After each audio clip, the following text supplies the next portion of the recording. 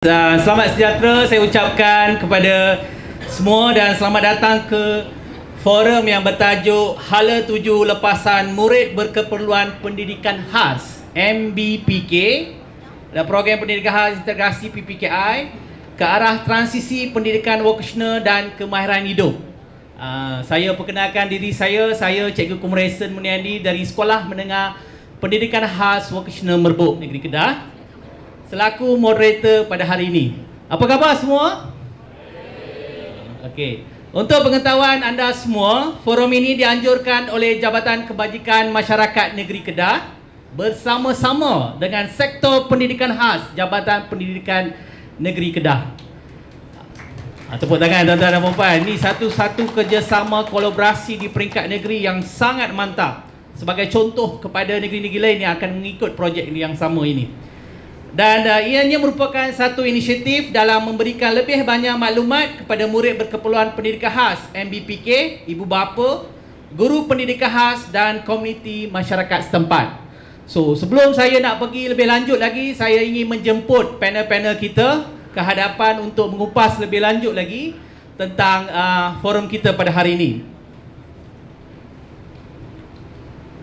Okey, saya menjemput panel pertama Puan Normaliza binti Ismail, pengurus Bengkel Daya Sungai Petani Kedah. Silakan.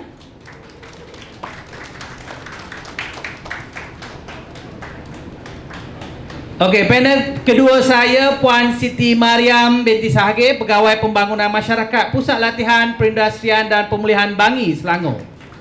Silakan Puan. Okey, panel ketiga saya Cik Azrul Azwar bin Ismail, pengurus Pusat Khidmat Setempat OKU Bidong Kedah. Silakan tuan.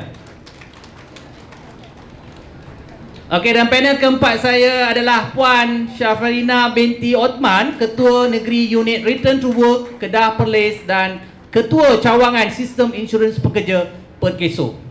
Okey, selamat datang saya ucapkan kepada keempat-empat panel kita. Kepada tuan-tuan dan puan-puan, Hala 7 MBPK ini menjadi satu perkara yang sering menjadi buah mulut di segenap lapisan masyarakat, terutama kepada ibu bapa yang hadir pada hari ini.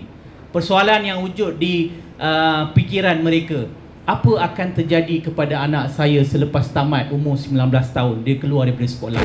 Apa laluan yang kita boleh sediakan kepada mereka? Itulah perkara yang sangat merunsingkan ibu bapa yang ada anak-anak berkeperluan khas ini, yang sering menjadi tanda soal kepada diri mereka. Okey, pelbagai pihak melihat adakah MBK ini sudah bersedia untuk bekerja? Okey, adakah mereka ini hanya kita perlu beri simpati sahaja? Adakah mereka ini tidak mempunyai potensi atau bakat yang ada dalam diri mereka? Itu adalah persoalan yang sering timbul. Dan ada ibu bapa yang bertanyakan, ni selalunya guru pendidikan khas PPKI sering mendengar soalan ini.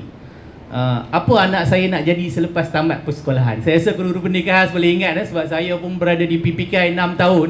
Inilah soalan setiap tahun, saban hari ditanya oleh ibu bapa, cikgu, anak saya habis tamat sekolah ni nak jadi apa? Nak pergi mana?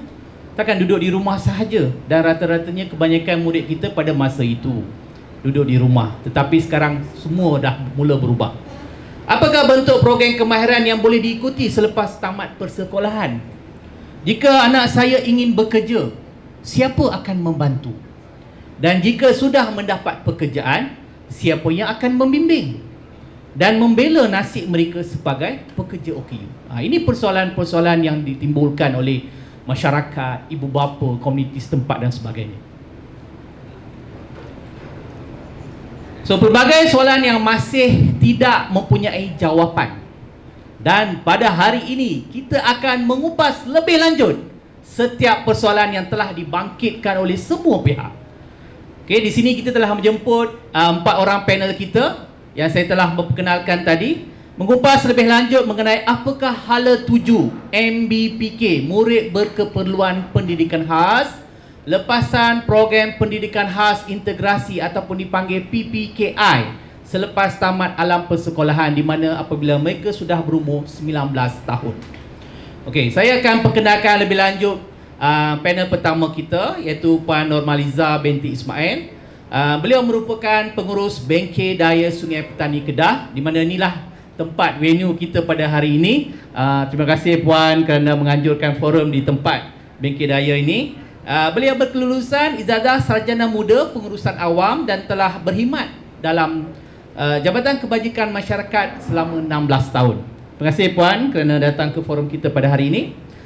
Panel kedua adalah Puan Siti Mariam Nentisage, Pegawai Pembangunan Masyarakat, Pusat Latihan Perindustrian dan Pemulihan Bangi, okey, Selangor. Berkelulusan Ijazah Sarjana Muda Pembangunan Sumber Manusia, Diploma Pasca Siswazah Kerja Sosial. Pengalaman bekerja dalam perkhidmatan awam hampir 29 tahun. Di PLPP baru 3 bulan dan 10 tahun di Institut Sosial Malaysia. So beliau akan mengupaskan lebih lanjut tentang apakah program-program yang ditawarkan di Pusat Latihan Perindustrian dan Pemulihan Bangi Selangor nanti. Okey, panel ketiga, kalau orang Kedah tak asing lah, semua akan mengenali Ustaz Azrul. Saya sendiri kawan rapat saya. Beliau merupakan pengurus Pusat Khidmat Setempat OKU Bidung Kedah. Bidang kerja kalau dikatakan job coach, kita akan ingat muka ni, Cik Azrul. Sebab ramai anak-anak murid saya dibantu oleh Ustaz Azrul untuk dapatkan pekerjaan di luar sana. Beliau menguruskan program perkhidmatan job coach di JKM Negeri Kedah, sokongan pekerjaan, bantuan OKU untuk berdikari dan aktiviti kumpulan advokasi diri OKU Negeri Kedah. Tahun akhir dalam bidang Ijazah Sarjana Muda Sains Kemasyarakatan Universiti Sains Malaysia. Tahniah, semoga tesis anda telah siap untuk dianugerahkan ijazah. Mendapat pendidikan kursus dalam bidang bantuan berdikari OKU, Employment Support, dan kursus berkaitan program perkhidmatan job coach di institusi Keno Funshikai Kanagawa, Japan, di bawah JICA. Okey, dan kita juga ada sukarelawan JICA kita, Kenshi. Itu sukarelawan JICA yang membantu di pusat khidmat setempat untuk membantu pekerja-pekerja OKU untuk mendapatkan pekerjaan dan juga bimbingan lah. Okey, dan panel keempat kita Puan Syafarina binti Othman, Ketua Unit Return to Work Kedah Perlis dan Ketua Cawangan Sistem Insurans Pekerjaan Perkeso. Selalunya bila kita dengar saja Perkeso, SOKSO, itu saja kita tahu. Tapi hari ini lebih daripada SOKSO. Pelbagai perkhidmatan, pelbagai khidmat bimbingan diberikan oleh Perkeso kepada anak-anak, khususnya anak-anak berkeperluan khas ini, anak-anak OKU kita ni. Okey, berkelulusan Ijazah Sarjana Muda Sains Kemanusiaan dari Universiti Islam Antarabangsa. Mula berkhidmat di Perkeso pada tahun 2010 hingga 2019 sebagai pengurus kes, dan bermula Jun 2021 bertugas sebagai ketua cawangan. Selamat datang Puan ke majlis pada forum kita hari ini. Okey, kita akan pergi ke panel pertama kita sebagai tuan rumah pada hari ini. Puan, boleh tak Puan ceritakan sedikit latar belakang tentang Bengkel Daya Sungai Petani Kedah? Sebenarnya saya rasa ramai di sini tidak mengenali apa ini Bengkel Daya Sungai Petani Kedah ni. Sebab saya pun awal-awal datang ke Kedah pada 2016, saya pun tak tahu ada satu bengkel di sini. Tapi saya dihantar berkursus di sini di bawah kursus Dobi. Baru saya tahu ada bengkel ataupun dipanggil shelter or shop. Boleh Puan ceritakan kenaan dengan bengkel?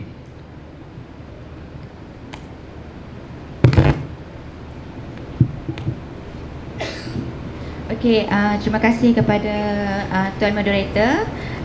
Assalamualaikum dan selamat pagi kepada tuan-tuan dan puan-puan, kepada adik-adik PPKI semua. Dah makan ke belum? Dah, Alhamdulillah. Okey, hari ini saya berterima kasih kepada semua dan selamat datang saya ucapkan ke Bengkel Daya Sungai Petani, dan saya akan bercerita sedikitlah tentang Bengkel Daya Sungai Petani. Okey, Bengkel Daya Sungai Petani ni telah ditubuhkan sejak tahun 2003. Jadi sekarang ni dah 2023, lebih kurang 20 tahun lah Bengkel Daya ditubuhkan. Jadi penempatan Bengkel Daya ni, fungsi dia adalah untuk menempatkan OKU berumur daripada 18 tahun sehingga 45 tahun untuk bekerja di bengkel yang disediakan di sinilah. Kita ada beberapa bengkel di sini dan kita akan tempatkan OKU untuk bekerja di bengkel di Bengkel Daya di Bengkel Daya Sungai Petani. Okey, untuk makluman tuan-tuan dan puan-puan, Bengkel Daya Sungai Petani ni dia terletak di dalam kompleks penyayang Jabatan Kebajikan Masyarakat. Dan untuk makluman tuan-tuan dan puan-puan juga, Pejabat Kebajikan Masyarakat pun berada dalam kompleks yang sama di sebelah. Dan kita berada di dalam di kawasan perumahan di area Lagenda High. Dan sebelah adalah Sekolah Menengah Kebangsaan Tasik Apung. Jadi kalau kita tengok dia punya tempat dia memang di tepi jalan besar lah, maksudnya di kawasan terbuka lah, maksudnya boleh kalau siapa-siapa lalu sini memang akan nampak lah Bengkel Daya. Cuma mungkin ada yang kurang lalu di kawasan ni, so dia tak familiar sangat lah. Jadi seterusnya objektif Bengkel Daya Sungai Petani adalah untuk mewujudkan peluang pekerjaan kepada OKU. Dia bukan saja kita fokus kepada sekolah PPKI, tapi OKU di seluruh Malaysia lah. Kita ada 2. Jadi di sebelah Kedah ni, kalau yang sebelah utara dia orang akan tempatkan di Bengkel Daya Sungai Petani lah. Tapi ada juga yang daripada Kelantan pun ada juga masuk sini. Jadi tak kisahlah permohonan tu dibuat di mana pun, dan kelulusan tu kita tengoklah di mana yang dia ditempatkan. Okey, terima kasih Puan atas sebuah sedikit tentang latar belakang diberikan. Saya persilakan panel kita ke yang kedua. Boleh Puan ceritakan tentang latar belakang penubuhan PLPP ni? Sebab ramai di luar sana memang tidak tahu tentang PLPP ni. Okey, terima kasih kepada Cikgu Tuan Moderator. Okey, untuk tuan-tuan dan puan-puan, Institut Latihan Pembelajaran Bangi terletak di di Sungai Merap. Dia sejarah penubuhannya bermula daripada 1979-1980, iaitu daripada rancangan Malaysia ketiga. Okey, untuk fasa pertama dia telah dibina di Jalan Sungai Merap dengan luasan 24 hektar. Maknanya luas kalau nak tahu. Okey, untuk fasa kedua dia telah tahun 1996 telah siap sepenuhnya dibina. Seperti saya ada sedikit slide tapi tak sempat nak tunjuk. Okey. Untuk pada tahun 2000 PLPP telah beroperasi sepenuhnya. Di situ lengkaplah dengan merangkumi bangunan pentadbiran. Dia specialnya dia ada rehabilitasi, perubatan bahagian situ untuk dan bengkel, asrama, kuartus dan kakitan kerajaan. Okey, pada tahun 2000 telah beroperasi sepenuhnya dengan pelajar situ adalah 42 orang sahaja. Patutnya kapasiti adalah 300 orang. Sebab permulaan awal kita mengambil 42 orang saja. Okey. Pada tahun 2006 telah dirasmikan oleh Yang Amat Berhormat Dato' Sri Abdullah Ahmad Badawi. Ketika itu adalah Perdana Menteri Malaysia kita. Okey. Kini pada tahun 2008 ada Akta OKU. So PLPP di bawah Jabatan Pembangunan Orang-Orang Upaya. Itu sedikitlah sejarah penubuhan, tapi masih lagi di bawah Jabatan Kebajikan Masyarakat. Okey, terima kasih Puan tentang latar belakang yang Puan ceritakan tentang PLPP. Okey, kita pergi ke panel ketiga kita. Boleh tak sebenarnya pusat khidmat setempat ini di Malaysia ada 2. Okey, untuk makluman tuan-tuan dan puan-puan, satu di Kedah dan satu di Terengganu.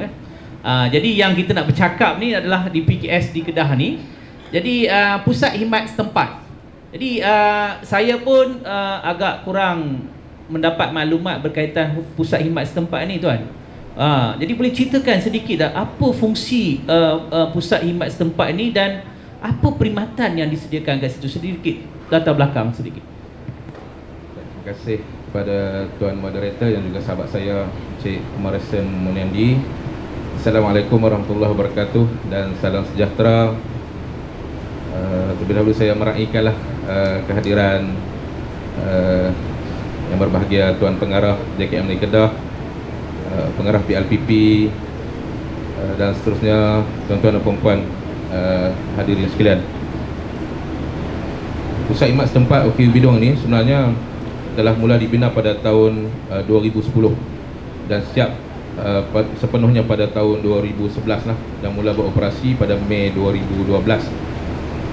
Seperti mana yang dimaklumkan oleh Tuan Moderator tadi, di Malaysia kita hanya ada 2 buah pusat khidmat setempat OKU, satu di Bidong Kedah dan satu lagi di Marang Terengganu lah. Visi untuk PKS, pusat khidmat setempat OKU Bidong ataupun kita kenali dengan PKS, adalah peneraju utama kebajikan dalam pembangunan dan kesejahteraan masyarakat. Misinya adalah untuk memperkasakan masyarakat yang memerlukan ke arah kesejahteraan sosial.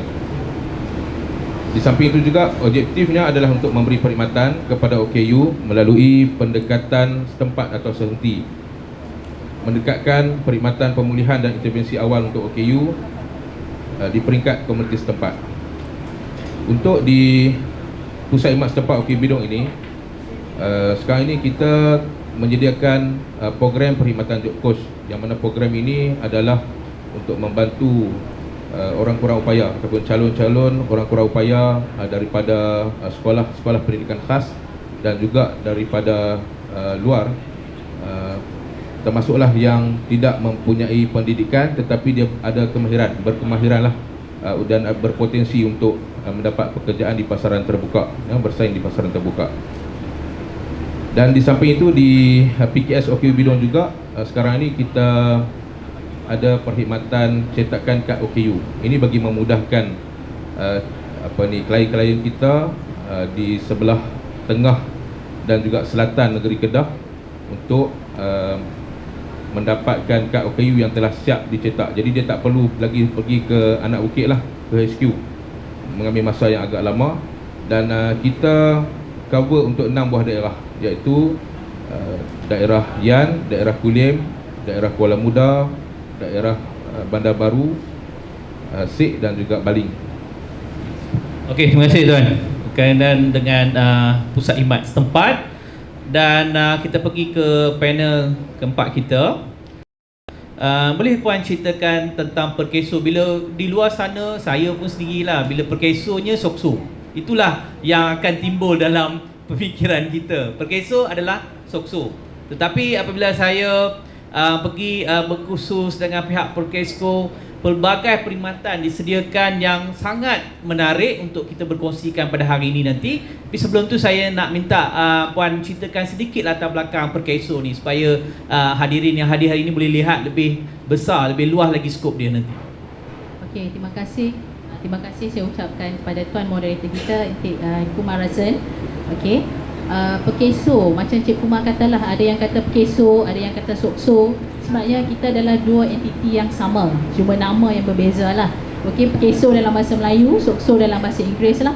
Okey, Perkeso ditubuhkan pada 1 Januari 1971 secara rasmilah sebagai jabatan kerajaan di bawah Kementerian Buruh, dan 1 Julai 1989 kita telah diperkanunkanlah, dia jadi badan berkanun di bawah Kementerian Sumber Manusia sehinggalah sekarang.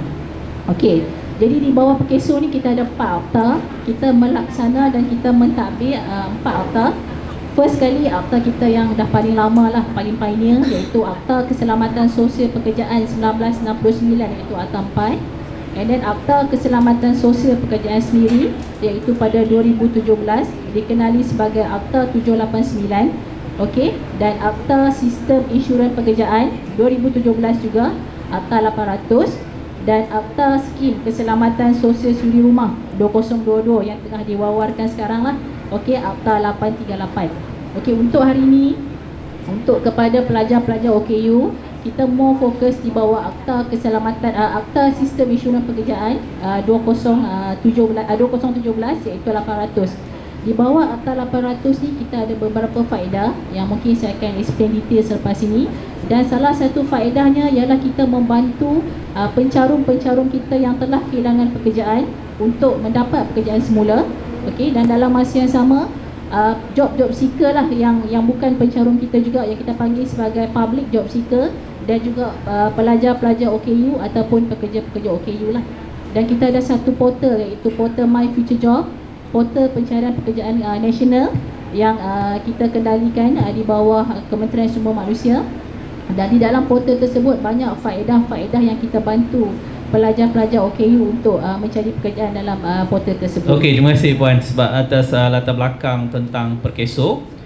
Okey, saya akan di sini ada dua perbincangan yang kita akan fokuskan. Satu, pendidikan vocational. Mungkin rata-rata ibu bapa di sini ada pernah mohon ke sekolah-sekolah pendidikan khas vocational. Mungkin anak dia tidak mendapat peluang tersebut.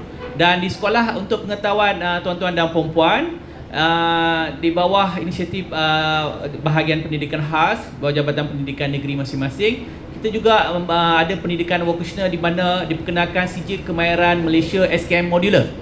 Okey, di sekolah. Dan untuk kemasukan ke sekolah pendidikan khas vocational, dia mempunyai SKM penuh, tahap 2 dan tahap 3. Manakala di sekolah PPK disediakan SKM modular, yang mereka akan buat beberapa modul di situ untuk mendapatkan sijil penyata capaian. Dan ada pada murid-murid KR, kefungsian rendah ya. Fokus kita forum pada hari ini, apakah hala tuju yang kita nak sediakan kepada anak-anak berkeperluan pendidikan khas ini dalam kategori KR, kefungsian rendah ini. Jadi untuk mengupas lebih lanjut ni, saya nak bersembang dengan panel nombor 2 dulu kita. Panel kita yang nombor 2 ni tentang PLPP ni. Saya rasa pengetua PLPP pun ada di sini ya tuan. Okey, boleh tak puan berkongsi dengan kita pada hari ini, apakah jenis program-program vocational yang boleh disediakan oleh PLPP ni untuk anak-anak berkeperluan pendidikan khas ni bila dia tamat umur alam persekolahan ni, dia umur 19 tahun. Peluang untuk dia nak menyambung pendidikan dia dalam bidang kemahiran dan sebagainya, apa peluang-peluang yang ada di PLPP ni? Boleh puan ceritakan? Okey, terima kasih tuan moderator. Okey, untuk PLPP kita ada dua jenis 7 teras utama yang untuk latihan yang pertama adalah memiliki sijil kemahiran penuh, iaitu pembuatan pakaian wanita Untuk ini adalah kita ada beberapa peringkat, iaitu asas, SKM SKM 1 dan SKM 2. Okey. Sebab kita tengok tahap pelajar ni, kita masukkan dulu ke asas dulu. Kita tengok macam mana dia punya kemampuan dia. Kalau dia dah boleh mengikuti, barulah kita tawarkan kepada SKM untuk yang penuh. Tapi sekiranya dia boleh, terus kepada SKM tahap 2. Okey, ini adalah sijil penuh daripada Jabatan Pembangunan Kemahiran. Okey, untuk yang kedua adalah pengurusan pejabat. Sebelum ni kita memang ada sijil kemahiran pengurusan pejabat dan memang mendapat permintaan. Tapi oleh kerana Jabatan Kebajikan Masyarakat PLPP ni dia mengalami contoh pertukaran jadi personel untuk sijil kemahiran ni masa ni untuk pengurusan pejabat kita tangguhkan, tapi masih menggunakan NOS yang sedia ada pengurusan pejabat. Okey, sekiranya personel ni diatasi, kita akan teruskanlah untuk pengurusan pejabat sijil kemahiran. Okey puan, saya nak tanya sedikit. Adakah syarat-syarat khusus untuk anak-anak ni untuk memohon untuk masuk PIPP ni? Okey, ada. Okey, syarat kemasukan adalah orang kurang upaya yang berdaftar dengan Jabatan Kebajikan Masyarakat, berumur 18 tahun hingga 45 tahun, mempunyai kelulusan SPM, PMR atau sekurang-kurangnya boleh membaca, menulis dan mengira. Okey, berupayaan menguruskan diri. Yang last adalah bebas daripada rekod jenayah. Okey, jadi maksudnya di sini kalau anak-anak ini boleh membaca, menulis, mengira dan boleh menguruskan diri pun boleh memohon untuk masuk ke pusat latihan ini. Betul. Maknanya kita open. Kita tidak ada macam diskriminasi lah. Kita nak membantu OKU ni daripada untuk mendapatkan kemahiran. Sebagai contoh dia tidak boleh ni, tapi kita ada kursus yang contohnya kita ada tujuan tadi, yang kedua saya dah sebutkan, elektrik fasa 1, fabrikasi logam, seni lukis. Maknanya tadi tu kalau seni lukis, walaupun kanak-kanak ni tidak pandai membaca, dia memang mengira, tapi dia boleh melukis. Kreativiti tu kita memang sekarang ke tahap antarabangsa. Kita boleh diketengahkan bakat ni. Okey, yang kedua membatik dan prostetik dan ototik. Maknanya yang kos prostetik dan ototik ni adalah selain daripada pelajar-pelajar belajar, tapi kita ada kepakaran memang menghasilkan produk untuk kaki palsu. Contoh yang ini. Memang kita bagi pendedahan kepada pelajar-pelajar. Jadi memang orang kata nilai untuk tu memang baguslah untuk kemahiran. Jadi jumlah kursus yang ditawarkan kepada pelatih ni berapa? Ada 7 kursus. 7 kursus. Dua yang satu yang ada sejarah kemahiran penuh, yang lain tu kita ada kemahiran lah untuk sejarah kemahiran vocational lah. Maknanya kita, walaupun kita tak ada orang kata sejarah kemahiran, tetapi kita ikut NOS yang ditetapkan oleh AJPK, konsep pembelajaran tu. Okey, terima kasih Puan. Okey, kita pergi kepada berkaitan dengan kursus-kursus ataupun bengkel-bengkel yang ada dalam bengkel daya Sungai Petani. Yang setakat yang saya tahu ada beberapa program telah dijalankan di sini. Boleh Puan ceritakan sedikit syarat kemasukan dan apa aktiviti ataupun program kemahiran ditawarkan di bengkel daya Sungai Petani ini? Okey, terima kasih Tuan Moderator. Okey, untuk makluman tuan-tuan dan puan-puan sekalian, syarat kemasukan ke bengkel daya Sungai Petani, OKU tersebut mestilah berdaftar dengan Jabatan Kebajikan Masyarakat. Dia dekat OKU. Lepas tu dia tak ada penyakit berjangkit, boleh berdikari, berumur 18 hingga 45 tahun. Kategori OKU adalah kategori masalah pembelajaran dan juga fizikal. Okey, bengkel yang terdapat di bengkel daya Sungai Petani, kita ada beberapa bengkel, beberapa unit bengkel, lebih kurang 8 unit bengkel. Jadi yang pertama unit Wellmart. Wellmart ni kalau tuan-tuan dan puan-puan masuk ke BDSP, tuan-tuan dan puan-puan akan lihat di sebelah kanan. Jadi di situ kita akan melatih OKU di sini untuk belajar melayan pelanggan, mengira stok, lepas tu ada yang buat air juga. Di situ dia ada kemahiran, kita dapat kemahiran di situlah. Yang kedua unit Dobi. Unit Dobi ni dia memberi kemahiran kepada OKU, melatih untuk membersih pakaian, melipat, iron pakaian pelanggan yang datang ke unit Dobi lah untuk dapatkan perkhidmatan. So yang seterusnya unit pertanian. Unit pertanian ni dia akan ajar kepada OKU cara menanam, cara buat baja. Jadi cara menyiram, ada setengah OKU yang kat sini bila kita suruh siram pokok, dia siram sampai 1 jam. So bila kat sini kita akan ajak lah dia siram berapa lama, macam tu. Dia akan tengok masa lah. So seterusnya unit jahitan. Unit jahitan ni dia akan ajar macam mana nak menjahit pakaian, macam mana nak masukkan benang, menggunakan mesin jahit. Dan juga kita akan adakan jualan produk jugalah berkaitan dengan unit jahitan.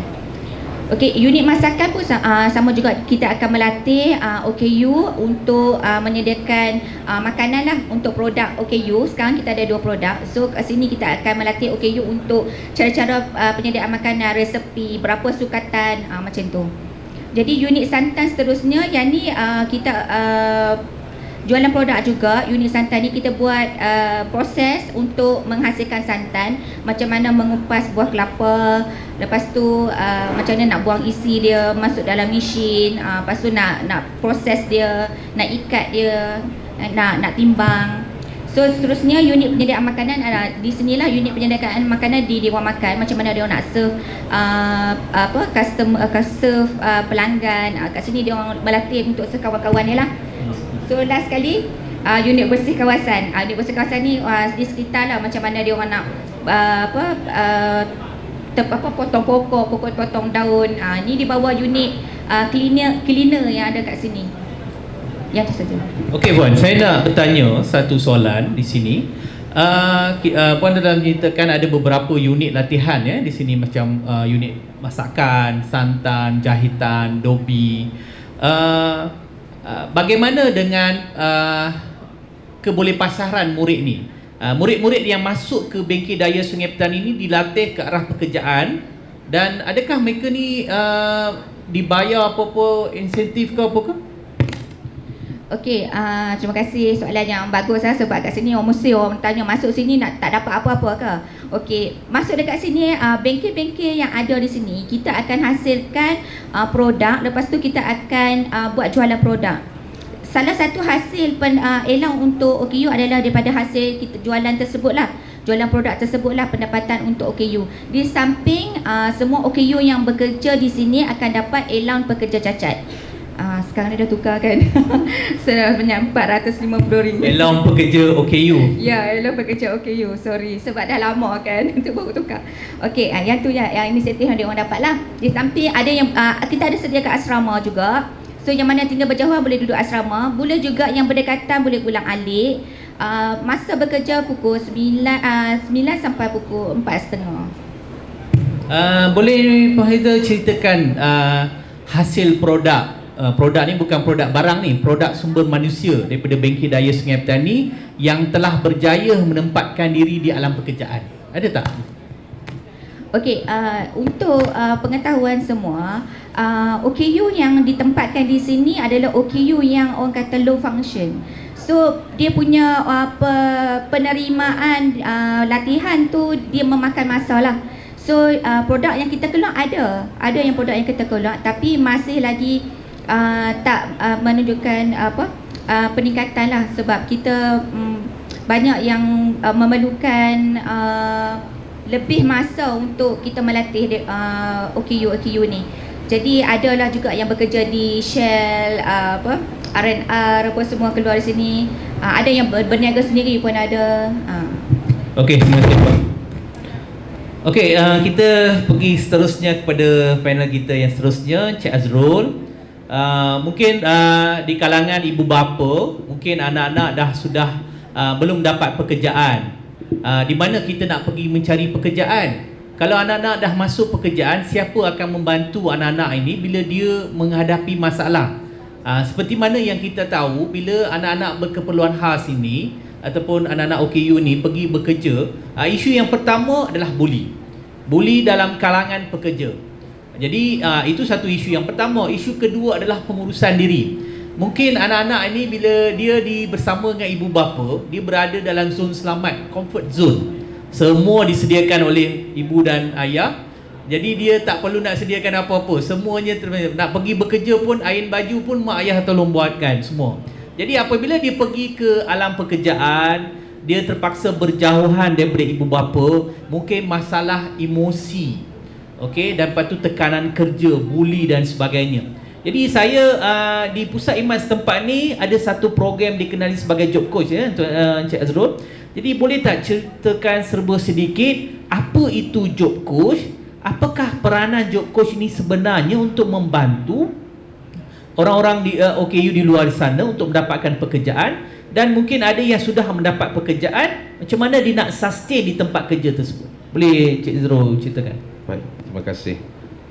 Untuk persoalan ini sebenarnya job coach ini merupakan seorang individu yang berpengalaman lah dalam bidang sokongan pekerjaan lah, yang mana setiap orang job coach ini diwajibkan untuk mengikuti kursus asas job coach yang dikendalikan oleh Jabatan Kebajikan Masyarakat melalui Jabatan Pembangunan Orang Kurang Upaya JKM Malaysia lah.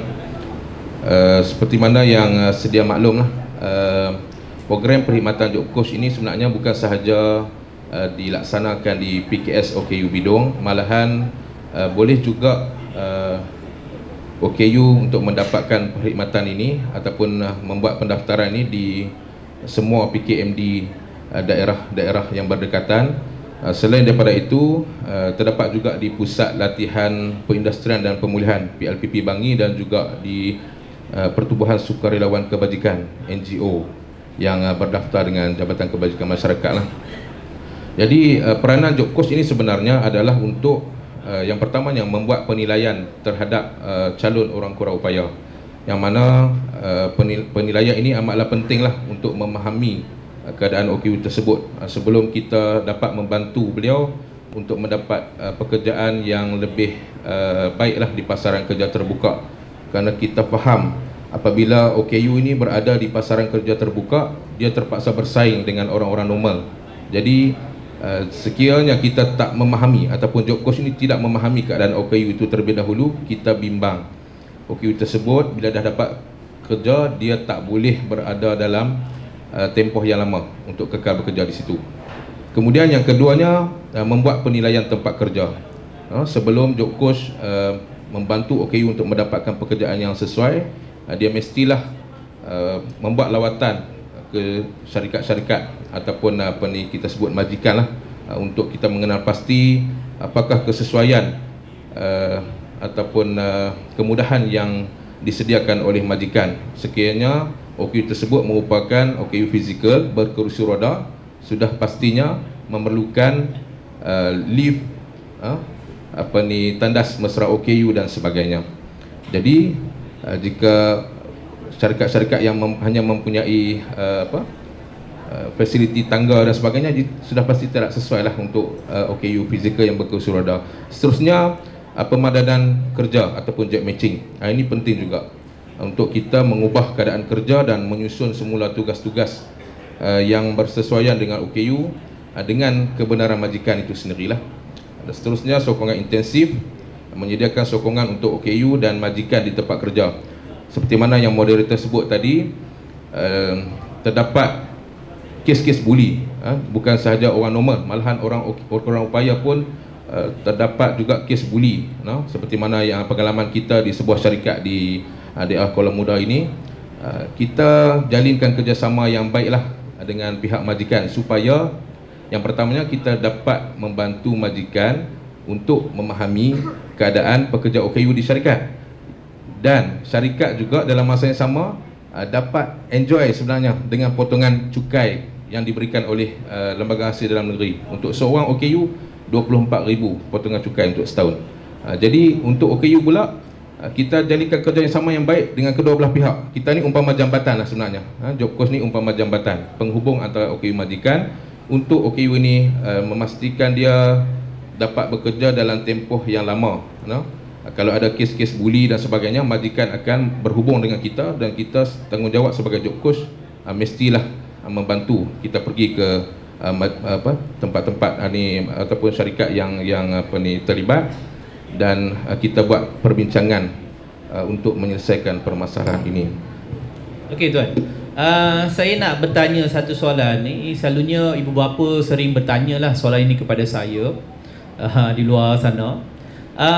Apabila anak-anak ini masuk ke alam persekolahan, mereka diberi allowance murid khas EMK. Okey, sepanjang mereka berada di sekolah sehingga tamat umur 19 tahun, mereka diberikan allowance murid khas oleh kerajaan di bawah Kementerian Pendidikan Malaysia. Tetapi apabila anak ini melangkah ke alam pekerjaan, okey, sebelum dia nak melangkah ke alam pekerjaan, ada anak-anak ni masih berada di rumah. Ibu bapa tak berani nak hantar anak-anak ni untuk pergi bekerja. Ada tak inisiatif daripada kerajaan untuk menggalakkan anak-anak ini untuk keluar untuk bekerja dan boleh berdikari sendiri? Boleh tuan ceritakan inisiatif apa?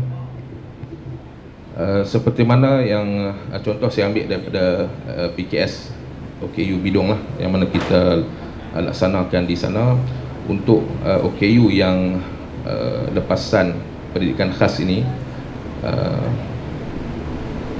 Ada juga yang kita adakan latihan dalam bentuk pengurusan diri. Pengurusan diri ini termasuklah pengurusan masa, bagaimana untuk mereka mengenal mata wang dan sebagainya di situ. Sebab ada juga calon orang kurang upaya ni yang keluar daripada sekolah-sekolah pendidikan khas ataupun yang direct terus ke PKS OKU Bidong ini, ada juga dari kalangan yang tidak pernah bersekolah. Jadi ini satu cabaran yang besar untuk job coach di PKS OKU Bidong dan juga di Negeri Kedah ini, untuk kita membantu OKU ini. Dan dalam masa yang sama, kita nak pastikan bahawa kerisauan ibu bapa ni terhadap anak-anak ni dapat dikurangkan lah, kan. Jadi di PKS ni kita ada buat contoh mata wang. Seperti mana kita sedia maklum, tak semua orang kurang upaya ni dia boleh kenal mata wang. Jadi mungkin dia boleh kenal melalui warna. merah RM10, hijau RM5 kan. Tapi dalam bentuk lain, contoh untuk proses jual beli ni, sekiranya dia bayar harga barangan tu dengan mata wang RM10, tapi baki yang dia akan dapat semula itu berapa? Itu antara kaedah-kaedah yang kita adakanlah latihan di PKS OKU Bidong lah. Maksudnya macam di pihak PKS ni membantulah pekerja OKU ni untuk menguruskan duit gaji mereka sendiri. Begitu Encik Azrul? Ya, betul. Dan kita juga untuk makluman juga di PKS OKU Bidong ini kita ada latihan untuk advokasi diri kepada OKU lah. Dan di Negeri Kedah kita ada 17 kumpulan advokasi diri yang mana ditubuhkan di Pertubuhan Pemulihan Dalam Komuniti PPDK, termasuk satu kumpulan advokasi di Bengkel Daya Sungai Petani. Yang ini adalah untuk memastikan OKU ini diberi latihan ataupun menyesuaikan diri dalam komuniti sebelum dia dapat keluar untuk bekerja di pasaran terbuka. Okey Encik Azrul, saya nak tanya, kami di Kementerian Pendidikan Malaysia, kami bagi allowance murid khas sampai di umur 19 tahun. Lepas tu lepas dia nak pergi ke alam pekerjaan, macam mana di kementerian di bawah Encik Azrul pula? Okey, untuk di bawah Jabatan Kebajikan Masyarakat, sebenarnya untuk orang kurang upaya yang telah mendapat pekerjaan yang bersesuaian, dia mendapat insentif ataupun kita panggil allowance untuk menggalakkan OKU bekerja lah, iaitu sebulan RM450 yang kita sebut sebagai allowance pekerja OKU lah. Tetapi dia ada syarat-syaratnya lah, antaranya gaji mestilah di bawah RM1,500 sebulan, tak boleh lebih. Kalau lebih, maknanya allowance dia tu akan dipotong, akan ditamatkan, dan RM450 itu akan diberikan kepada calon-calon lain lah yang baru menjejakkan kaki ke alam pekerjaan ni. So untuk mohon allowance pekerja OKU ni Cik Azrul, ibu bapa nak pergi memohon, mungkin anak dia sudah masuk bekerja dan sebagainya, apa perkara-perkara penting yang perlu ibu bapa kena bawa dan di manakah mereka boleh pergi memohon? So mungkin secara online ataupun boleh pergi ke pejabat mana yang untuk kita mohon tu. Boleh ceritakan sedikit tak tentang ni? Baik. Untuk pekerja OKU yang telah pun bekerja dan mendapat gaji, sudah semestinya syarikat ada menyediakan penyata gaji ataupun kita panggil slip gaji kan. Di situ waris boleh ataupun OKU sendiri boleh hadir ke pejabat kebajikan masyarakat daerah yang berhampiran untuk memohon allowance pekerja OKU yang saya sebutkan tadi sebanyak RM450 itu, dengan membawa dokumen-dokumen seperti kad kenalan, kad orang kurang upaya, dan juga slip gaji tersebut.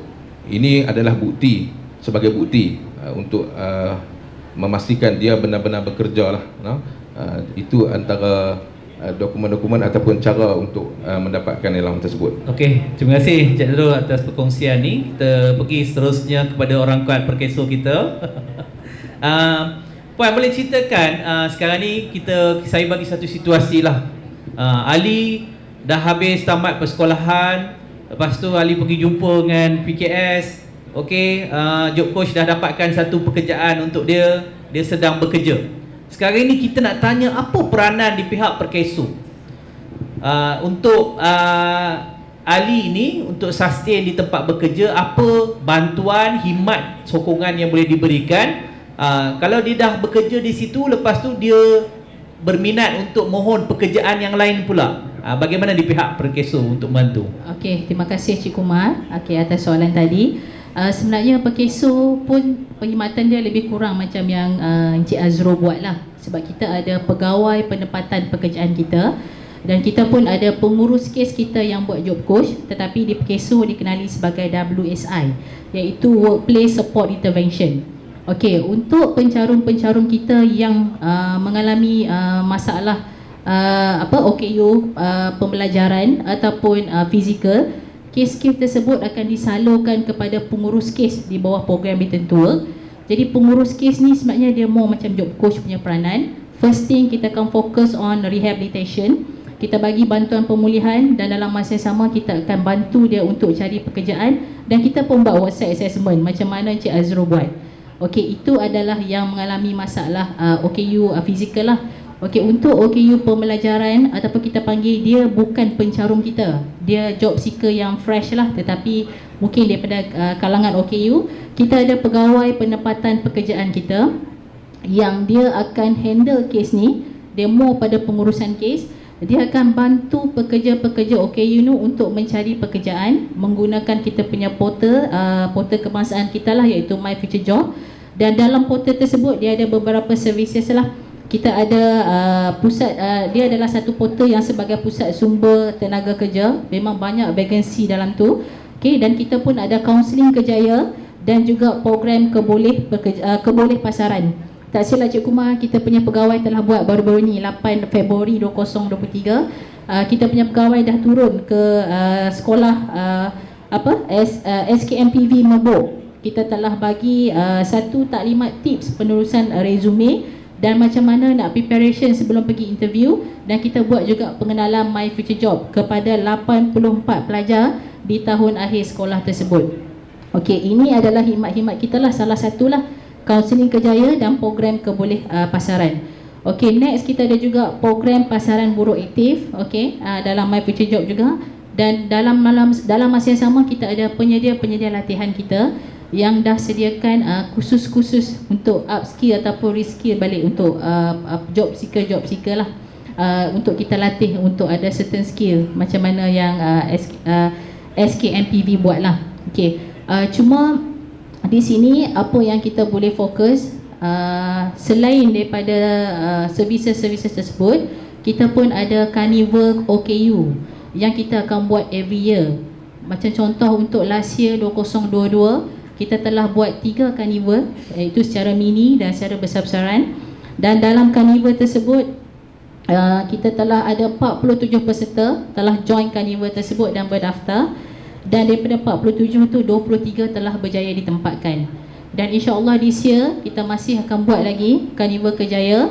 Dan saya mohon tuan-tuan dan puan-puan kepada waris-waris ibu bapa, like lah FB Pekeso Negeri Kedah, dan segala jawatan kosong carnival kita akan wawarkan dalam carnival tersebut. Dan kita pun akan go through balik dengan Jabatan Pendidikan untuk kita tackle pelajar-pelajar lah yang pendidikan khas ini, untuk kita salurkan kepada kita punya pegawai penempatan pekerjaan kita untuk dibantu mencari pekerjaan, sebab pegawai kita pun ada KPI untuk membantu OKU mendapat pekerjaan. Okey Puan, saya nak tanya ni, mungkin guru-guru pendidikan khas di luar sana mungkin berminat untuk menjemput pihak Perkeso untuk datang ke sekolah untuk memberikan beberapa program kerjaya lah kepada anak-anak berkeperluan khas tahun akhir. Okey, itu pun satu inisiatif yang telah diberikan. Saya nak tanya, apabila anak-anak ni dia datang ke Carnival Kerjaya, dia dalam proses mencari pekerjaan, saya ada baca beberapa info di mana diberikan allowance mencari kerja ke? Boleh Puan ceritakan sedikit serba berkaitan tu? Okey, untuk allowance mencari pekerjaan tu sebenarnya dia tertakluk kepada kita punya pencarum-carum di bawah Akta 800 lah. Akta Sistem Insurans Pekerjaan 800. Maksudnya pencarum ni dia ada mencarum dengan kita. Bila dia dicarumkan di bawah Perkeso, dia diberhentikan kerja oleh majikan ataupun disebabkan dia ada masalah kesihatan, dia layak mendapat beberapa allowance. Tetapi allowance tersebut tak tertakluk kepada pencari pekerjaan yang fresh, iaitu Public Job Seeker OKU lah. Dia maksudnya mesti pencarum. Tapi yang kita tackle di sekolah-sekolah, iaitu pelajar OKU, dia sebenarnya belum lagi menjadi pencarum kita. Tetapi sebelum ni kita ada jamin kerja punya package di bawah package rangsangan ekonomi kerajaan kita. Tapi saya dipahamkan diberhentikan dan kita tunggu next budget lah. Kalau masih diteruskan, dia memang ada some portion, iaitu majikan akan dapat certain allowance bila dia mengajikan pelajar-pelajar OKU ni. Dia untuk menggalakkan majikan mengambil lah pekerja-pekerja yang OKU ataupun pelajar-pelajar OKU. Okey Puan, saya nak tanya lagi soalan ini pun daripada ibu bapa lah ni. Okey, Puan ada bagi tahu tentang Carnival Kerjaya yang dijalankan. Mungkin Carnival ini tak spesifik kepada pekerja OKU sahaja, mungkin untuk semua orang. Jadi di sini saya ingin nak bertanya, ibu bapa yang ingin membawa anak-anak mereka ke Carnival Kejaya ni, apa persediaan yang mereka kena sedia dulu sebelum bawa anak mereka ke sana? Dan apakah syarat-syarat yang ditetapkan oleh majikan ni? Sebab kalau kita lihat pada lepasan PPKI ni, kefungsian rendah ini, mungkin nak capai status SKM modular tidak ada di situ. Mungkin dia ada CJ PSM. Itu sijil yang buat instrumen yang menilai murid-murid ni dari segi tahap kemahiran, kebolehan berkomunikasi dan sebagainya. Mungkin dia tak ada SPM tu, memang tak ada lah. Jadi macam mana, apa syarat-syarat yang boleh yang puan boleh ceritakan kepada ibu bapa supaya dia boleh bawa anak dia ke Carnival, dan of course lah mesti dapat pekerjaan. Itu matlamat ibu bapa sebenarnya.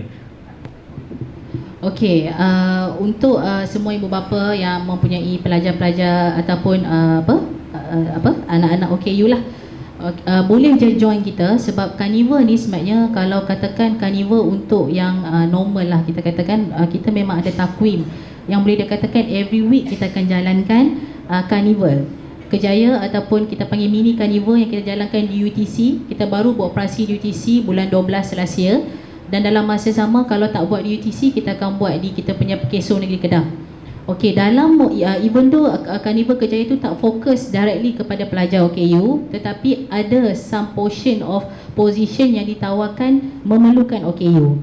Sebab majikan ni ataupun majikan-majikan ni dia ada certain benefit yang dia akan dapat bila dia mengajikan OKU. Dia akan dapat double deduction income tax. Okay, macam win-win situation lah. Kita bagi pekerja OKU, dalam masa sama majikan boleh dapat double deduction income tax based on salary yang dia bayar kepada pelajar-pelajar OKU. Itu satu. Lagi satu, kalau dia sertakan kemudahan kelengkapan macam RAM dan sebagainya, kos sediaan RAM tu dia boleh claim untuk single deduction income tax dengan LHDN. Okey, tadi macam Tuan Kumar, Cik Kumar beritahu tadi, untuk pelajar-pelajar OKU dialu-alukan untuk datang. Sebab dalam Carnival biasa pun kita ada pelajar-pelajar ataupun orang-orang kurang upaya. Tetapi bila orang-orang yang macam ni datang ke tempat kita, memang kita ada pegawai yang akan bimbing, dan kita ada counselling ataupun kaunselor kita akan cuba bantu buat job matching untuk tengok majikan mana yang boleh ambil. Contohlah dalam Carnival tersebut ada 5 majikan. Daripada 5 majikan tu kita akan cuba tengok ada tak majikan-majikan yang nak ambil OKU, dan kita akan salurkan kepada majikan tersebut. Tetapi kalau nak lebih banyak vacancy yang melibatkan pelajar-pelajar PPKI ni, saya nampak mini Carnival kita lah. Contoh planning kita this year, kita ada mini Carnival khas OKU yang kita buat di Pekeso Negeri Kedah. Mungkin kita akan collaborate dengan JPN selepas ni. Kita ada temu duga khas OKU Kedah Perlis, ini paling besar lah pada bulan Jun. Dan temu duga khas sempena OKU sedunia pada bulan 12. Jadi untuk Carnival ni memang kita fokus directly kepada orang kurang upaya, job-job seeker daripada orang kurang upaya. Jadi bila job seeker ni datang, memang akan ada pegawai-pegawai kita memang akan kita kata akan entertain dan akan salurkan kepada majikan-majikan yang nak ambil, dan kita akan tekankan ataupun kita akan cuba tekankan kepada majikan kalau ambil pelajar-pelajar OKU ni apa benefit yang dia akan dapat. Jadi selalunya alhamdulillah lah, dah kita punya pegawai penempatan pun last year, pegawai penempatan pekerjaan kita telah berjaya tempatkan lebih 50 orang OKU lah di alam pekerjaan. Okey, terima kasih Puan. Okey, untuk makluman kepada penonton-penonton yang hadir pada hari ini, di belakang, maksudnya di belakang anda disediakan dibuka beberapa kaunter berkaitan dengan My Future Job, Job Coach, dengan Bengkel Daya Sungai Petani, PIPP. Jadi tuan-tuan dan puan-puan, selepas habis forum ini bolehlah pergi ke meja-meja kaunter tersebut untuk mendapatkan maklumat yang lebih terperinci, bagaimana kemasukan dan sebagainya. Okey, saya ke khusus latihan kemahiran yang daripada PIPP ni. Sekarang ni macam di SKM, sebab saya seorang guru ketua khusus untuk SKM, CJ Kemahiran Malaysia. Macam dalam SKM ni dia lebih kepada peperiksaan teori, peperiksaan amali yang perlu mereka kena complete untuk dia melayakkan untuk mendapat SKM. Begitu juga dengan SKM modular yang dibuat di PPKI pun, murid kena ada ujian tersebut yang akan disahkan oleh pegawai penilai luar, PPL. Jadi bagaimana dengan perjalanan proses latihan kemahiran di PIPP sehingga murid ini boleh mendapatkan CJ yang mengiktiraf kemahiran yang dia belajar di PIPP. Boleh ceritakan? Okay, terima kasih Tuan Moderator. Okey, untuk yang SKM tu dia sama dengan yang untuk yang peserta pelajar normal dia tidak ada perbezaan. Sebab tu kita akan pilih yang betul-betul untuk yang sijil kemahiran ni, sebab dia ada tempoh masa dan exam pun memang ada pegawai pengesahan dalaman, pegawai penilai yang mengesahkan, dan kalau terampil barulah dia layak untuk menerima sijil kemahiran itu.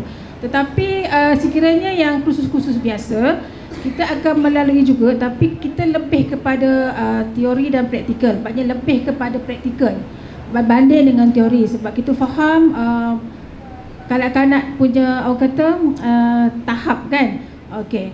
Jadi kita pun ada melalui exam juga, tapi kalau yang kursus-kursus biasa PLPP yang akan mengeluarkan sijil. Tapi kita ada value added untuk kursus-kursus ini. Contohnya kita ada panggil contoh Microsoft daripada luar untuk tambahlah sijil yang kerjasama dengan syarikat luar.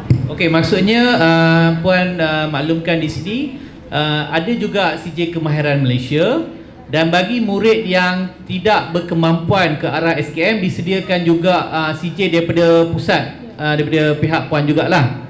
Okey.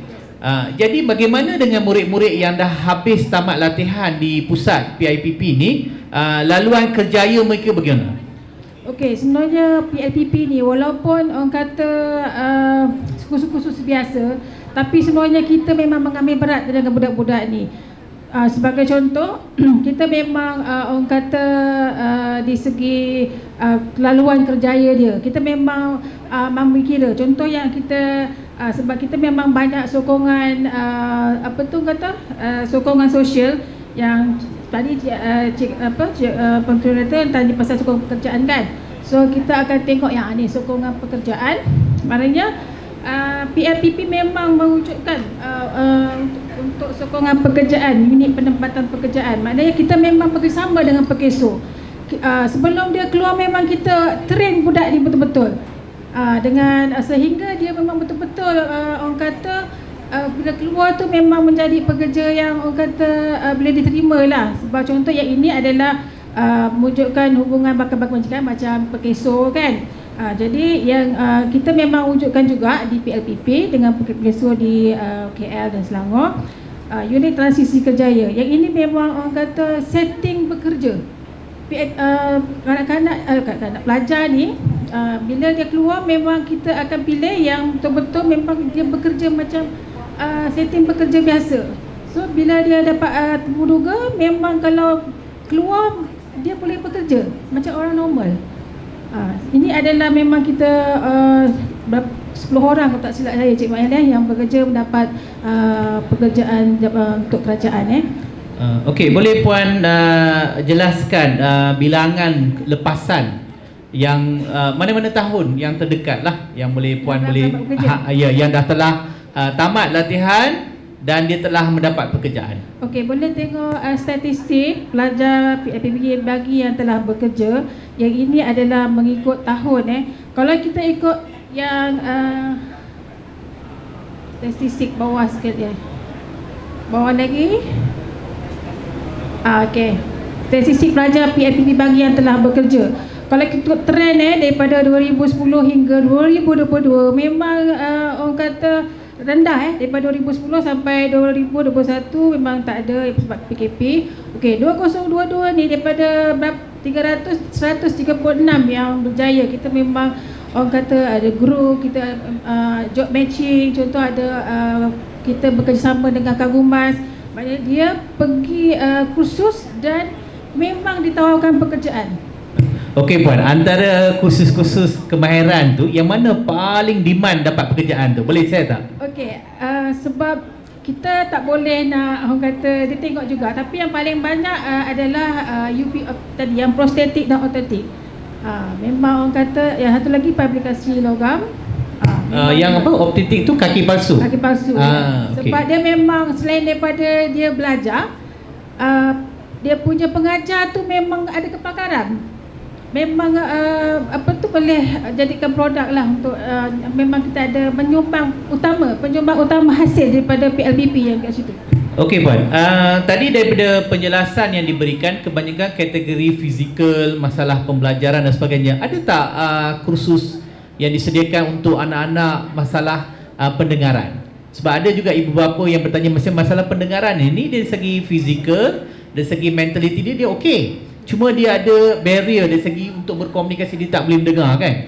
Okey, oleh kerana PLBP ni tidak ada kepakaran dari segi untuk bahasa isyarat semua. Memang kita tak ada tenaga pengajar yang boleh tu, tapi sikit-sikit boleh. Tapi kita terima pelajar yang ini menggunakan alat-alat bantuan.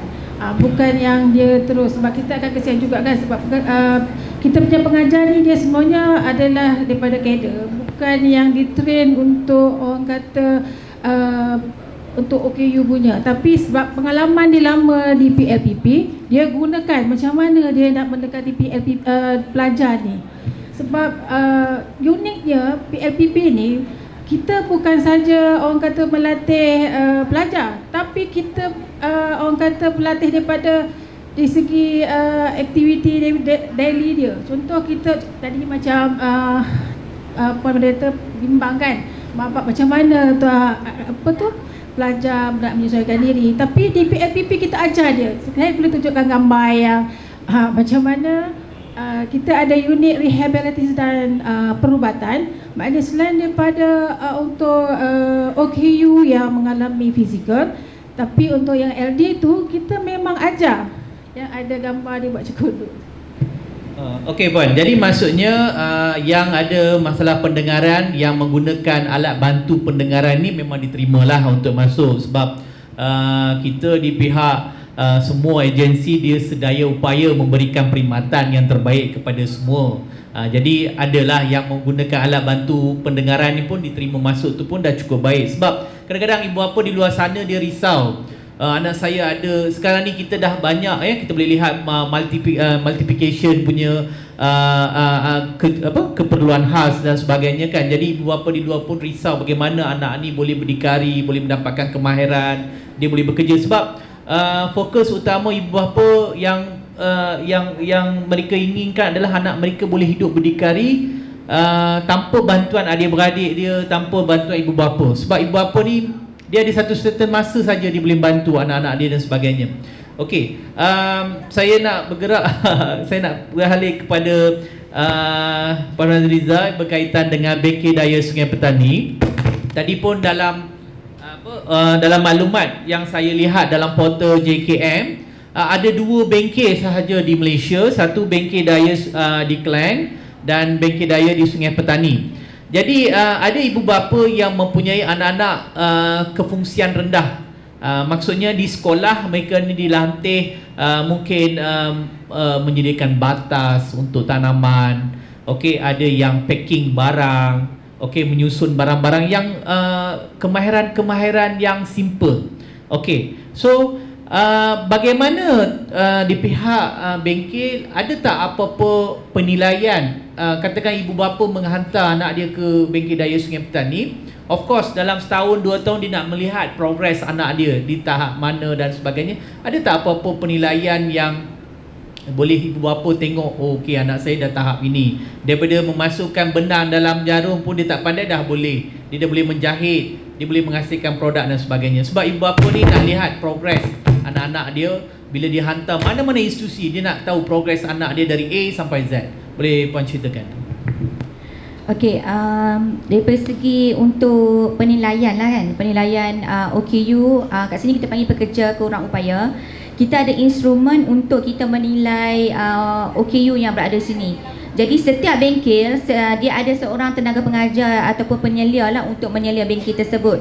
Jadi setiap bengkel dia ada instrumen dia masing-masing. Contoh bengkel Dobi, dia ada instrumen, di situ dia akan nilai OKU tu berdasarkan kepada first dia masuk, then tengok progress dia dari semasa ke semasa. Selalunya kita buat penilaian selepas 3 bulan lah. 3 bulan yang pertama tu percubaan, dan kalau dia boleh teruskan, kita akan teruskan. Itu penilaian yang pertama. Selain itu, di Bengkel Daya juga ada SKM juga, iaitu di Bengkel Dobi. Yang ini adalah SKM yang pertama yang kita jalankan, dan mungkin selepas ini kita pun akan SKM kan bengkel-bengkel yang lain lah. Yang ini untuk memberi pengiktirafan kepada OKU yang akan keluar daripada Bengkel Daya.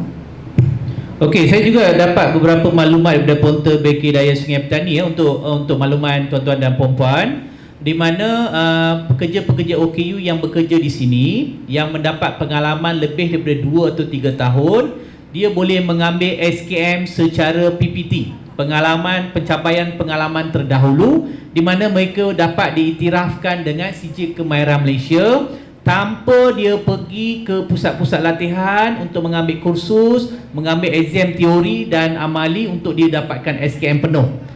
Ini adalah salah satu inisiatif yang dibawa oleh Bengkel Daya, sebab saya rajin duk cari dalam portal Bengkel Daya Sungai Petani ni.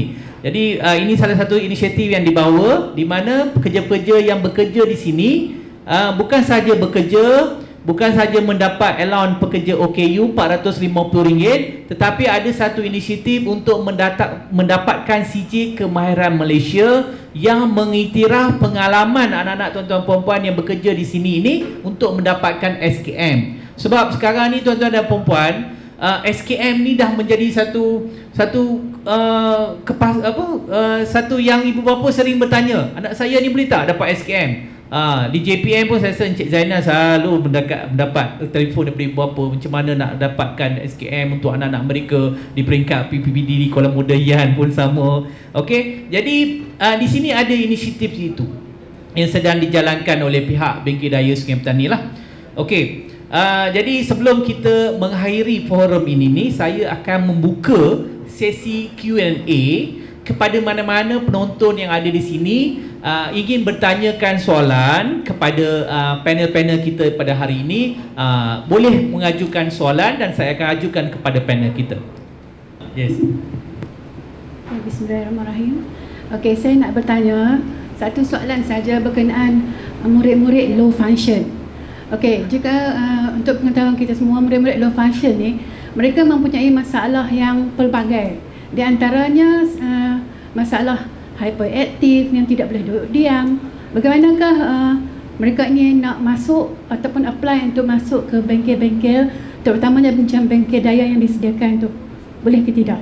Okey, untuk kemasukan ke Bengkel Daya Sungai Petani, syarat-syarat kemasukan dia mesti OKU yang tiada penyakit dan boleh berdikari. Jadi yang kalau macam OKU yang mempunyai masalah yang seperti Puan cakap tadi, mungkin dia boleh letakkan di PDK yang berhampiran, sebab kalau masuk ke Bengkel Daya dia seolah macam bekerja. Kalau kata dia tak boleh terima arahan, jadi agak sukarlah untuk dia berada di Bengkel Daya Sungai Petani lah. Jadi saya rasa begini kot, mungkin soalan cikgu Cikgu Guru Pendidikan Khas. Dia sebenarnya murid-murid kefungsian rendah di PPKI ini, dia boleh menerima arahan, boleh melaksanakan arahan dengan baik, membaca, menulis, mengira ni di tahap asas, dia mampu. So bila kita memberikan arahan, buat A, B dan C, dia boleh buat. Sekarang ni apa yang ditanyakan oleh guru tersebut adalah sebab bila masuk institusi ni ada satu syarat, mesti menguasai ini dan sebagainya. Jadi kefungsian rendah ni secara langsungnya di sekolah dia memang well training, cuma dia tak ada peluang untuk sambung sampai SKM, sambung belajar di vocational, di institusi-institusi yang menawarkan pendidikan vocational dan sebagainya. Cuma apa yang mereka lihat di sini, Bengkel Daya boleh tak membantu mengambil mereka train untuk jadi seorang pekerja. Okey, so far memang fungsi Bengkel Daya memang untuk OKU yang low function, dan juga yang boleh berdikari macam saya cakap tadi tu. Cuma kita ada percubaan 3 bulan. Puan boleh buat, cikgu boleh buat permohonan melalui Pejabat Kebajikan Masyarakat yang terdekat. So bila ada kelulusan masuk ke sini, kita kelulusan masuk ke Bengkel Daya, kita akan adakan percubaan 3 bulan. Kalau kata dia okey, kita akan teruskanlah.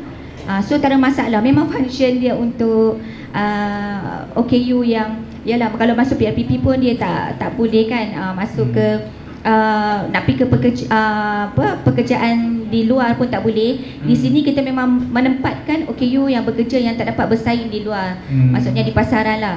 So tak ada masalah macam itulah. Mungkin Puan untuk guru pendidikan khas PPK bolehlah bawa instrumen PSM tu sebagai bukti lah murid itu dan sebagainya. Dan kalau murid itu di sekolah dia memang suka menjahit, adakah dia masuk sini dia akan masuk bengkel jahit ataupun diagihkan ke bengkel yang lain? Itu pun kadang-kadang guru-guru dah bertanya juga. Rasa betul kan cikgu kan? Okey, kalau dia ada kemahiran menjahit, of course kita akan letak dia di bengkel jahitan lah. Dalam masa yang sama kalau dia ada macam dah mahir dah, kita akan refer ke job coach lah. Mungkin dia ada peluang bekerja di luar. Sebab kalau kita nak ikutkan bekerja di bengkel ni untuk kalau OKU yang macam dia perlu latihan, perlu ni. Tapi kalau dia expert, maksudnya dia dah mahir, dia duduk dalam ni pun dia boleh dapat income lebih, kita akan refer ke job coach macam tu. Terima kasih Puan. Okey, ada lagi soalan daripada audien? Selamat pagi tuan-puan yang dihormati. Anak saya sebenarnya dia kecil secara semasa kecil seorang ADHD. And then kami ingat dia boleh ikuti sekolah yang biasa. So sampai tingkatan 3 dia sudah tak boleh ikut pembelajaran. So tingkatan 4 sampai sekolah biasa tingkatan 4 dia memang tak boleh ikut. So kami pun masuk dia ke PPKI. So PPKI bagi kami ialah satu perkara yang tak biasa. Mungkin tak biasa tapi anak saya sudah 20 tahun. So selalunya kerana di Bukit Mentajam, kami lah di Bukit Mentajam, tapi tak ada satu institut vocational yang boleh kami sudah lepas tak bagi dia masuk vocational yang dia bidang yang dia cenderung. Sebenarnya anak saya seorang yang boleh menulis, membaca semua okey, dan komputer sangat bagus, and then dia punya English also okey. Tapi kami tak tahu apakah khusus bidang yang boleh bagi dia sebelum lepasan PPKI. Kerana dia seorang yang boleh tahu melukis, membaca. Tapi kami mau tahu apakah pekerjaan yang boleh tawar bagi dia untuk lepasan itu PPKI. Terima kasih. Okey, yang soalan, terima kasih Puan. Soalan ni saya ingat saya nak ajukan pada Puan Siti Mariam. Terima kasih Puan yang bertanya. Okey. Sebenarnya PIPP ni walaupun orang kata tahap kanak-kanak pelajar tu macam mana kita memang akan berlatih. Sebagai contoh, kalau bisa kata lain tadi boleh juga mencuba untuk lukisan ataupun kalau yang ada SKM untuk yang jahitan itulah. Okey, kalau ada beberapa kos yang kita tawarkan itu boleh boleh tengok mana yang yang pelajar minat. Sebab PIPP memang dia akan bantu, memang banyak sokongan kat situ. Daripada kalau dia tidak pandai, kita akan ajar dia. Contoh, tiap-tiap hari sekarang kita akan ajar dia activity daily living. Contoh dia akan memasak sendiri, macam mana dia menguruskan diri, macam mana dia boleh belajar menggosok baju, macam mana dia membersihkan. Kita ajar sampai A sampai Z macam tu. Jadi sehingga kanak-kanak itu minat yang mana satu. Dan kita juga PIPP juga ada bahagian hal ehwal pelajar. Maknanya kita ni bukan sahaja menggunakan pelajar, tetapi kita menggunakan pendekatan kerja sosial. Maknanya pelajar itu datang, kita akan nilai oleh rehabilitasi dan perubatan dari segi apa yang perlu kita bantu kepada dia. Dan untuk hal ehwal pelajar juga pula kita membantu dia apa masalah sebenarnya, apa potensi dia. Dan sekiranya selepas dia menerima latihan di PIPP, kita sambut pula dengan sokongan pekerjaan. Memang orang kata daripada kita akan rancang daripada walaupun kita hanya beberapa kos yang ada sijil kemahiran. Ini akan future memang kita berhasrat memang macam tu untuk sijil kemahiran. Tetapi kekangan kan.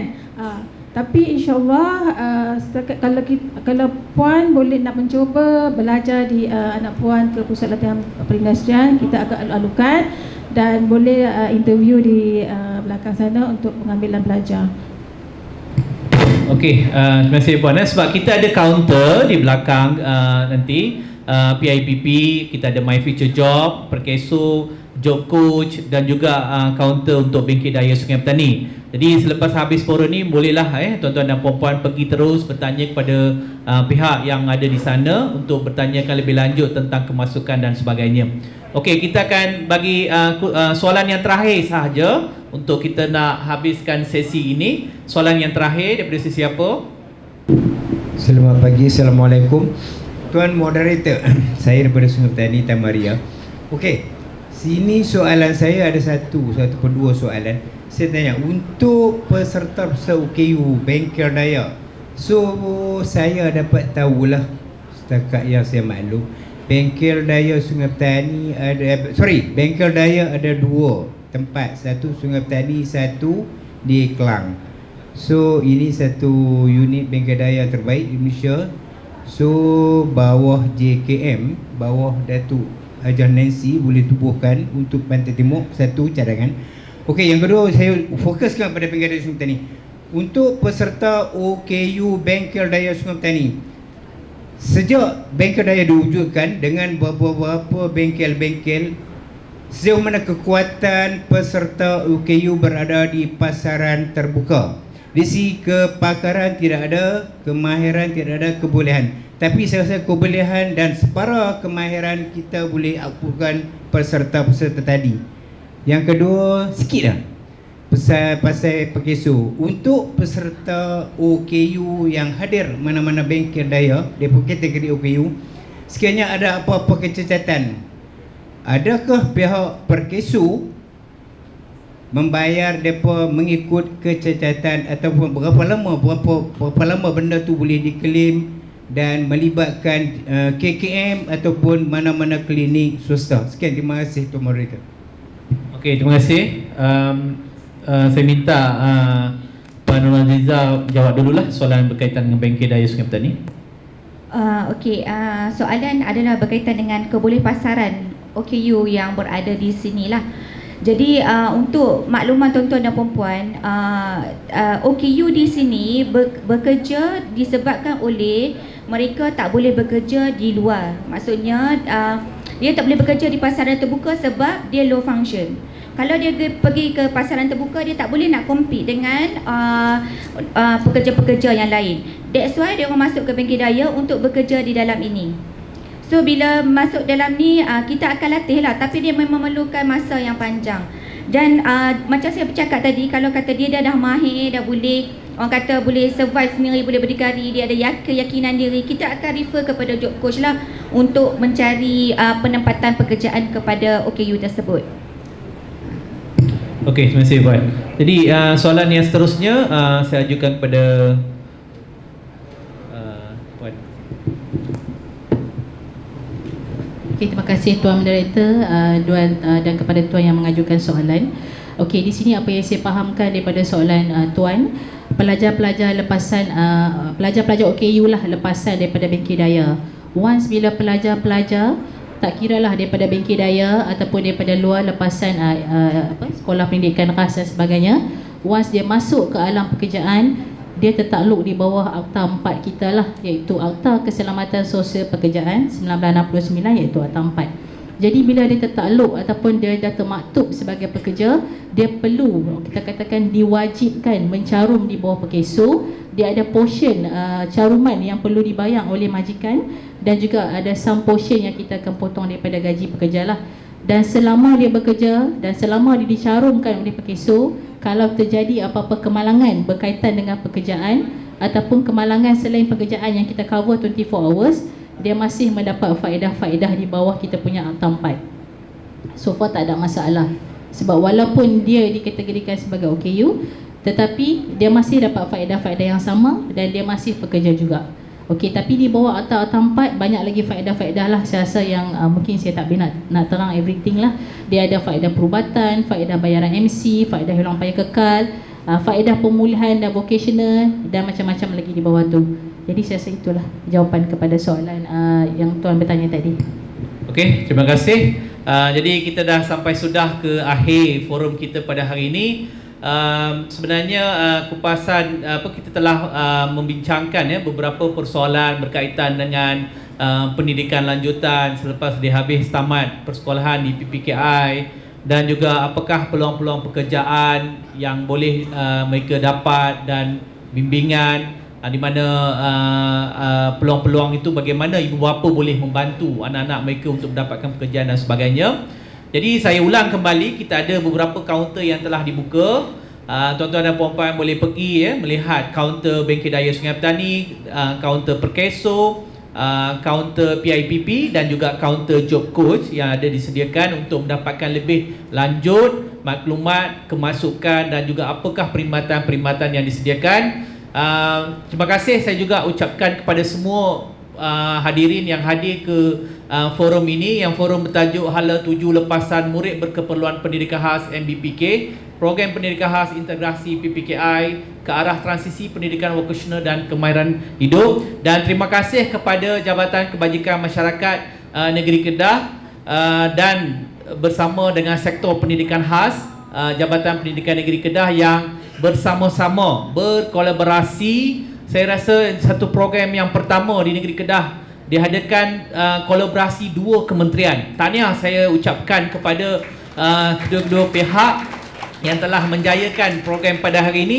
Semoga kedua-dua kementerian ini boleh bergabung dan boleh mengadakan pelbagai, sebenarnya bukan dua, 3 kementerian sebenarnya, iaitu Kementerian Sumber Manusia, lupa pula ya. Kementerian Sumber Manusia, Kementerian di bawah Jabatan Pendidikan Kebajikan Masyarakat dan Kementerian Pendidikan dan semuanya telah berganding bahu untuk menganjurkan forum yang sedemikian.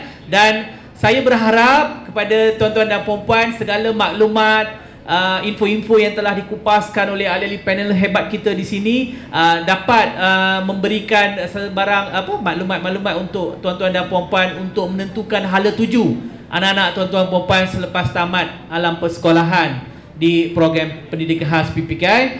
Saya dengan ini memohon maaf jika silap kata, terkasar bahasa, mungkin tidak menepati cita rasa anda semua. Saya mohon maaf dan kita akan berjumpa di program forum akan datang lagi. Terima kasih.